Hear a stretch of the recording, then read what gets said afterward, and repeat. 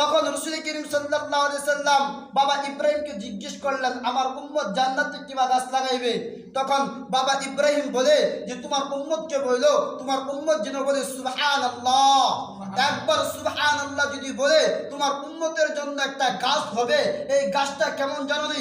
এই গাছের পাতাগুলা মিষ্টি, কেমন মিষ্টি, দুনিয়াতে যেরকম ফল খাইলে যেরকম মিষ্টি পাও, এই গাছের পাতা থাকবে এরকম মিষ্টি, গাছের ছাল থাকবে এরকম মিষ্টি। এমনকি তাহলে বুঝে নাও, তোমার উম্মতকে বললো, তোমার উম্মত যদি একবার সুবহানাল্লাহ বলে তাহলে এই গাছের ফলটুকু কত মিষ্টি বল, মিষ্টিময় একটা ফল পাবে। যে তোমার উম্মতকে বললো, তোমার উম্মত যদি কি করে এই জান্নাতের মধ্যে গাছ লাগায়, যে কেমন? যে তোমার উম্মত একবার সুবহানাল্লাহ বলবে, একটা জান্নাতে গাছ হইবে। আর এই জান্নাতের গাছের ছায়া থাকবে কতটুকু জানো নি? এই জান্নাতের ছায়া থাকবে একটা শক্তিধর ঘোড়া 500 বছর দৌড়াইলে যতটুকু রাস্তা যাইতে পারবে। তোমার উম্মত একবার সুবহানাল্লাহ বলবে আর একটা গাছের মালিক হবে, মানে একটা গাছের মালিক হলো মানে 500 বছর ঘোড়া দৌড়াইলে যতটুকু জমিন যাইতে পারবে ততটুকু জমিনের মালিক হয়ে গেল।